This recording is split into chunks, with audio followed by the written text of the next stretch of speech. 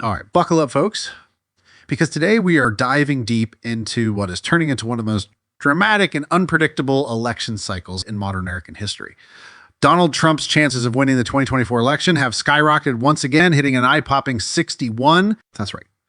Just 3 weeks ago, Kamala Harris was actually the favorite to win this race, but now Trump has taken a commanding lead and things are looking very different. So today, we're going to break down what's behind this incredible rise in Trump's chances and the sharp decline of Kamala Harris's campaign. We're also going to take a deep look at the 11 most competitive races that will decide this election. These are the swing states that both campaigns are fighting tooth and nail over, and they are going to be the key to who sits in the Oval Office come January. Let's get into it. First up, let's talk about Nevada, where this race could not be more of a nail biter. As it stands right now, both Donald Trump and Kamala Harris have exactly a 50 chance of winning the state. Nevada is the very definition of a toss-up. For the past 2 months, Harris has been leading in the state, but just recently, Trump managed to catch up, and now the race is dead even. It's not just the betting market saying this either. If you look at the polling average, Trump is actually ahead by 0.5. That might seem like a small lead, but in a state that could come down to a few thousand votes, it's a significant shift. The most recent Wall Street Journal poll shows Trump leading Harris by 6 points, and that's pretty telling, especially considering the fact that the Wall Street Journal leans to the left. For Trump to be polling that well with a left-leaning pollster means this race is very real. Now, historically, Nevada has been a state that Democrats have had a strong grip on. No Republican has won Nevada since George W. Bush in 2004, but Trump is poised to break that streak. If we look at the graph of polling averages, Kamala Harris had been ahead since the end of August, and then just a few days ago, she lost her lead. And that's a big deal because, as we know, trends in swing states like Nevada tend to solidify as we get closer to election day. If Trump pulls ahead now, it's hard for Harris to make up that ground. And it's not just about polling. Nevada has been slowly trending more competitive over the years, especially with its large working class population, a group that Trump has managed to tap into better than most Republicans. As it stands today, Nevada is going to be tilt red on the electoral map, meaning Trump has a very slight edge. But before we get into the details, hit the subscribe button, like this video, and leave your thoughts in the comments. Thank you for your support. Let's move on to Arizona, another crucial state where Trump is the clear favorite. He's got a 68% chance of winning in Arizona. And that's significant because Arizona is a state that Trump actually lost in 2020. It was one of the biggest surprises of that election when Biden managed to flip it by a razor-thin margin of just 0.31.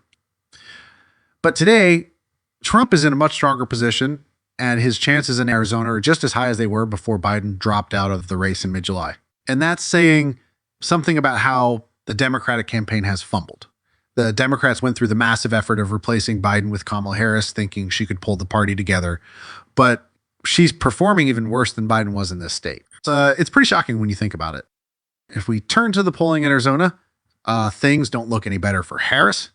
Trump is currently leading by 1.1 and this is one of the 3 states where he leads by at least 1.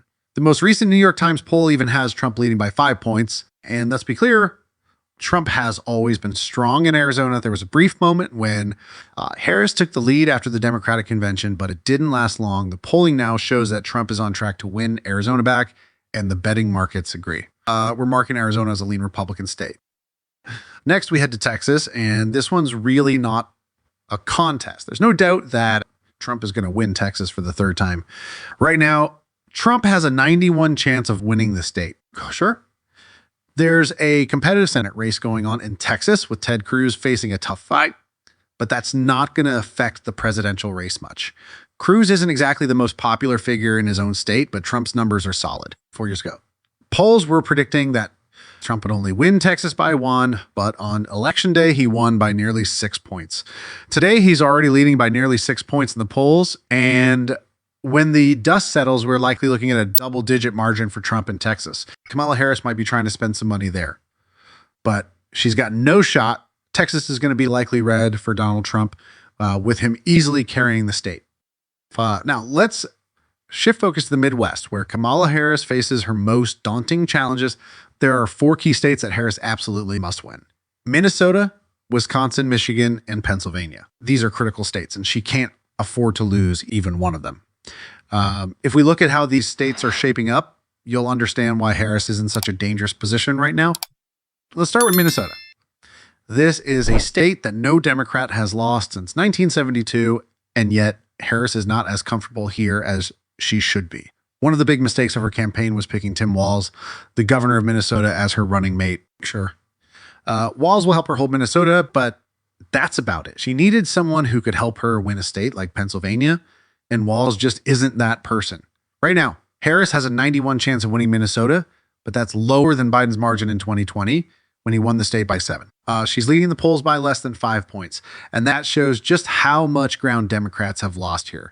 Walz will do enough to help Harris win his home state, but he's not providing the boost she desperately needs in neighboring states like Wisconsin or Michigan. Speaking of Wisconsin, this is where Harris is really starting to lose her grip. At one point, she had a 60 chance of winning the state, but today her odds have dropped to 47.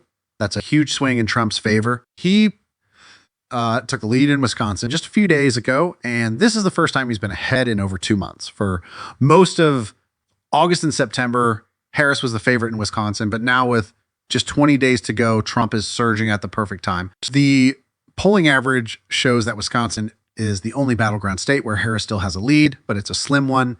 And given how inaccurate polling has been in Wisconsin in the past, no one should be surprised if Trump overtakes her in the coming days. Remember in 2016, the polls had Hillary Clinton winning Wisconsin by 6 points, but she lost it outright. In 2020, Biden was supposed to win by 6.3, but he barely squeaked by with a 0.6 margin. Polling in Wisconsin has consistently overestimated Democratic support, and that's why we're calling Wisconsin tilt red on our map. In Michigan, things look even worse for Harris. Her campaign has taken a nosedive here. At one point, she had a nearly 70 chance of winning Michigan, but now she's down to 46, and Trump has taken the lead for the first time in over 2 months. This is significant because Michigan was the most liberal of the battleground states in 2020. Biden won it by nearly 3 points. But today, Trump is leading by 1 in the polling average. If Trump wins Michigan, it could be game over for Harris. We're putting Michigan in the tilt Republican category as well. Now, Pennsylvania is where the election could be decided. If Trump wins here, he doesn't even need to win Michigan or Wisconsin or Nevada. Pennsylvania could seal the deal. And right now, Trump is favored to win the Keystone State with a 56 chance of victory. He's been ahead in the polls for the past few weeks, leading by 0.3. And most surveys conducted in the last 3 weeks show him on top. Pennsylvania has been close throughout this entire race, but with Trump now leading, it's hard to see how Harris can regain momentum. We're calling Pennsylvania lean Republican. As we move down to the Southeast, let's check in on Virginia. Kamala Harris is still the favorite here with a 91 chance of winning. No Republican has won Virginia since George W. Bush, but Trump is making this race more competitive than expected. Harris is leading in the polls by just under 7 points. And while she'll probably win the state, it's not going to be by the double-digit margins we saw in 2020 when Biden carried it. Virginia is going to be likely blue, but it's a race worth watching. In North Carolina, Trump is in a strong position. He has a 62 chance of winning, and he's leading in the polls by 1.4. He's been ahead in the polling average all year, and even though the race for governor could complicate things a bit, Trump is still favored to win North Carolina for a third time. We're calling North Carolina lean Republican. Let's move to Georgia, where Trump is performing exceptionally well. He's got a 64 chance of winning the state, which he lost in 2020.